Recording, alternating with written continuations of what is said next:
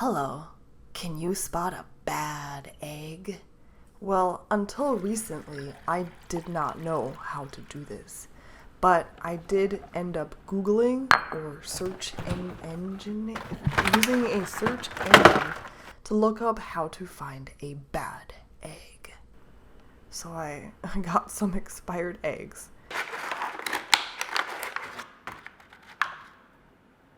If they sink, the egg is good.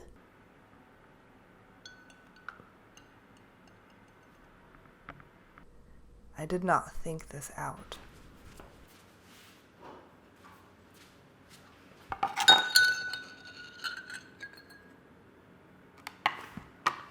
Alright, here we go.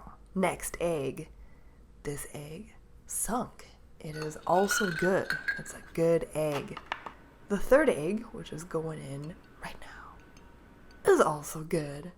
It is sinking straight to the bottom. Fourth egg, fine. But the fifth egg, if you take a closer look, it does have a hole. That's how I bought it. I didn't know. I guess I kinda, in a way, lucked out. Well, it kinda works out for the purpose of this video. I feel like I got gypped on my 12th egg, though. I paid for an egg I never got. So that's a little disappointing. But at least you guys got to see what a bad egg does. A bad egg floats. Next up, if you want to see me make some French toast, that'd be impressive. But unfortunately, no, I'm just going to be making some French toast. Alright, I'm going to grab my pan, head over to my outdoor kitchen that's partially functional. I have to put these burners on high because they barely work. The sink, the plumbing's all messed up. The reason I have to use this is because my indoor kitchen's being remodeled for the last 3.5 months. So please don't judge my egg cracking skills. Yeah, even though that just happened. There's probably a better way to do this, but I'm gonna keep doing it. The old habits die hard, and this is how Mom taught me. So that's all 4. This is 2 servings. I add some milk. I grab my fork. That's where I keep them nowadays, and I stir. And I keep stirring. Oh wait, there's a stubborn one. There we go. I keep stirring until the mixture is like a yellow color like this over here. Alright, I'm gonna pour it into here, where I probably should have just started, but I found it easier to mix in that other container. I already got some butter on there. Oh, look at that hair next to the butter. Yum. Gonna put some more butter on there. And dunk the toast. I like to get it very saturated from both sides. Get that butter going. I'm gonna put it back on the heat. I had it off the heat for a little bit so it wouldn't like burn on there. Now this part, it's never pretty. It's kind of a mess. Boom. There's one. Grab another piece of toast, dunk it in there, get both sides, get it really saturated and moist. People love that word, moist. Alright, that's enough. That looked really It's never pretty, but there we go. Ooh.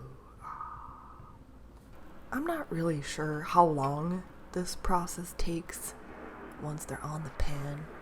I just kind of keep checking them until they're ready, and then I flip it. This is going the worst possible way that it could right now. I'm like gouging the other piece of toast. But the second one doesn't go any better. I'm not good at this. And flip, there we go. I did it! Oh my god. So the other side cooks actually pretty quickly, or fries, whatever. So I'm gonna transfer it, slap it on the good looking side, the better looking side. Blammo. 2 pieces of French toast.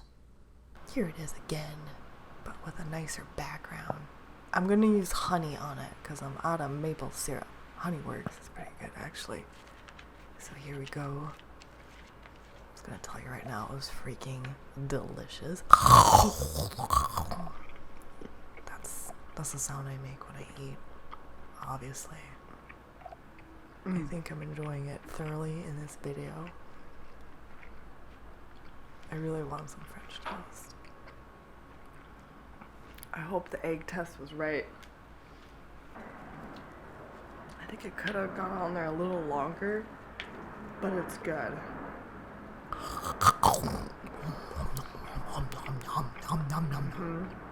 Yeah, I really miss French toast. I just don't have any more because I ate it all over 2 days. I'm satisfied. I gotta go. I got things to do. I gotta go. Please subscribe and ring that bell.